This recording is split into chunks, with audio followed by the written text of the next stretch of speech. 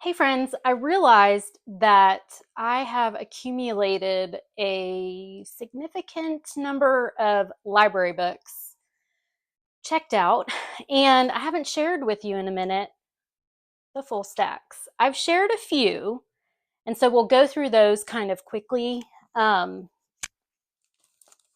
I had gotten my May library books out or my May book club books out from the library and did not get to either one. I don't know. I need to get to my to my book club books because I do enjoy book club with both. I do book club with Krista's Patreon group, that's Books and Jams, and then I do book club with Becca at Becca Books and Bujo with her Patreon group as well. And I like the chats that I have with those ladies. So I don't, I think maybe I need to read those first. Now, the good news is the book for Krista's book club in June, I've already read. So I'm ahead on that one. But they read in May, they read More or Less Maddie by Lisa Genova, which is about a woman who deals with bipolar disorder. And I'm curious to see how Lisa Genova handles it. She's a neuroscientist,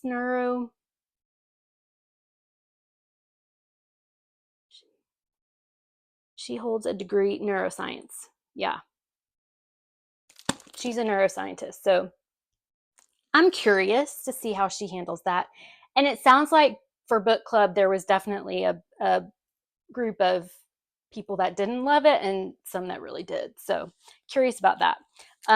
Good Dirt by Charmaine Wilkerson was the pick for Becca's Patreon book club. And this author wrote Black Cake, which I liked, but didn't love.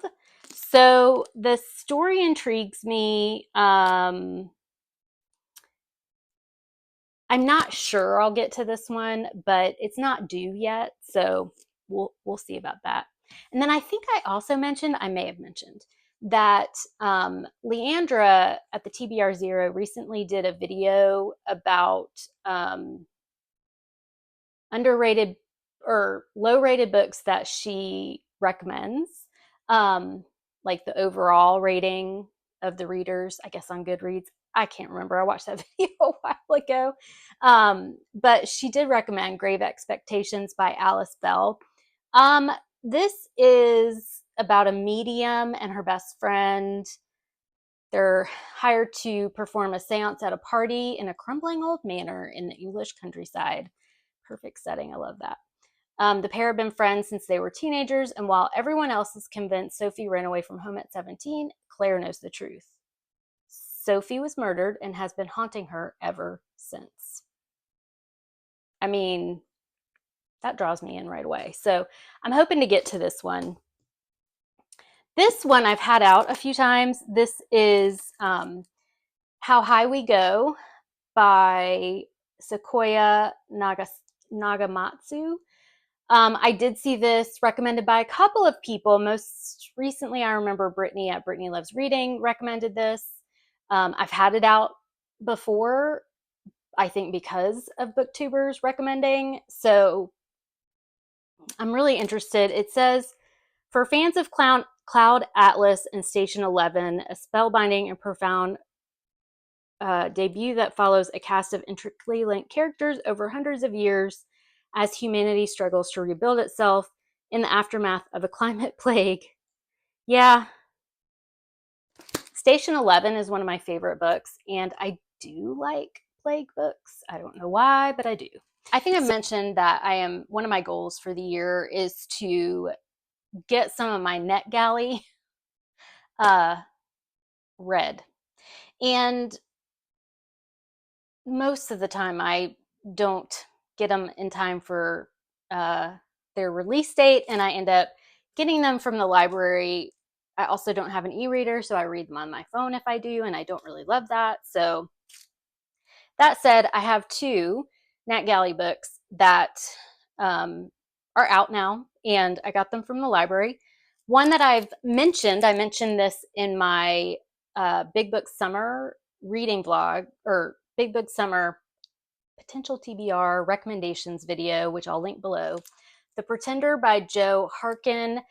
This is about a person who is raised in kind of anonymity, but is actually believed to be the heir of the throne back with Henry the Seventh, I think. I think it was Henry the Seventh. Yeah. It's a chunker. So I'm not sure I'll get to this this summer, but I would like to try. And then I also wanted to read this last month for Spoonie's Readathon. It is a NetGalley book, but I actually misplaced it. But I found it, and that's the key. This is The Ableist Manifesto by Tiffany Yu, Smashing Stereotypes, Forging Change, and Building a Disability-Inclusive World. This is basically Tiffany Yu takes readers on a revelatory examination of disability and how to unpack biases and build an inclusive and accessible world. This I've been very interested in, and did actually start reading it on NetGalley's app. It relates to what I do for work. I think that would be very helpful, and also just my life in general as a disabled woman. And I'm curious because I do follow Tiffany Yu on social media, and she has a great presence there. So we'll see how I get through that. I'm not sure if there's an audiobook. There may be. And then the other day I went to pick up The Pretender at my library and just kind of browsed their new releases. Sorry if you hear children screaming, but in my new place, there is a family that lives next door that has adorable little children, and they play outside a lot, which is awesome. But that's why you hear screaming. No one is being harmed. But I was looking at the library's just kind of newer releases. One that I've gotten out before that I want to try again is Meditations for Mortals, 4 Weeks to Embrace Your Limitations and Make Time for What Counts by Oliver Burkeman. I've heard good things about him and his work, and meditation has really helped with my anxiety. So yeah, I'm going to try that again. This is one I hadn't heard of before. It's put out by Convergent, which is, I think, part of Penguin Random House, I think. But this is They Will Tell You the World is Yours by Anna Mitchell. And the subtitle is, which I can't see because of the library stickers, On Little Rebellions and Finding Your Way.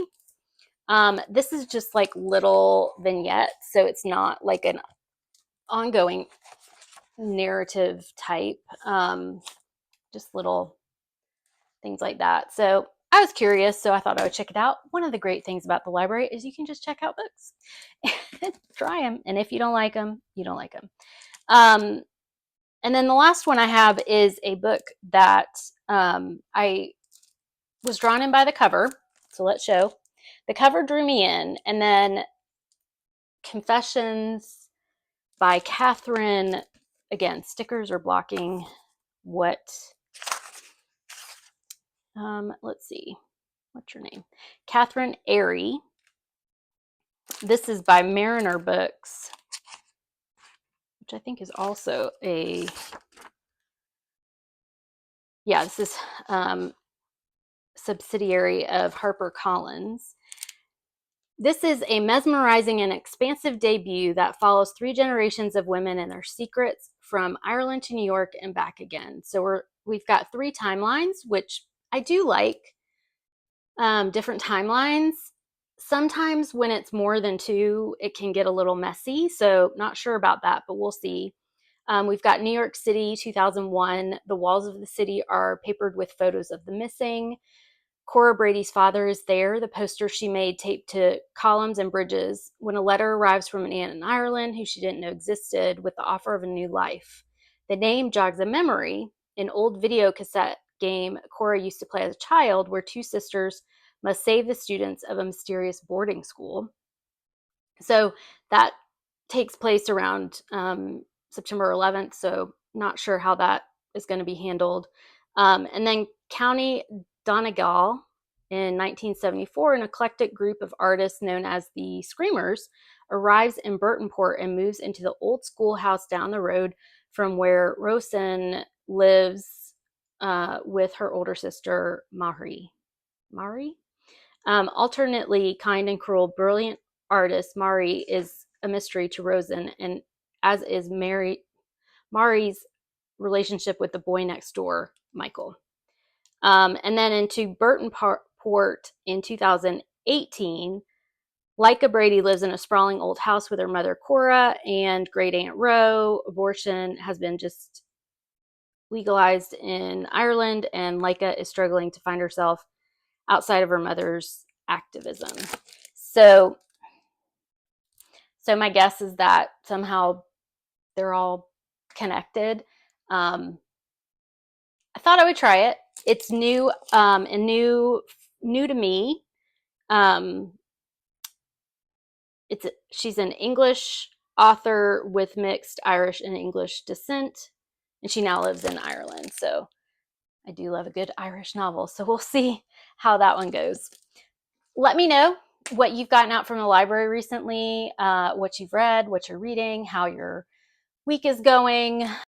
It's definitely feels like a time and place where we need to focus on joy reading June as we're in the middle of it, and supporting our libraries as much as we can. I invite you to subscribe to my channel. I do love the library, and I share my library book stacks regularly, and some of them are pretty high book stacks.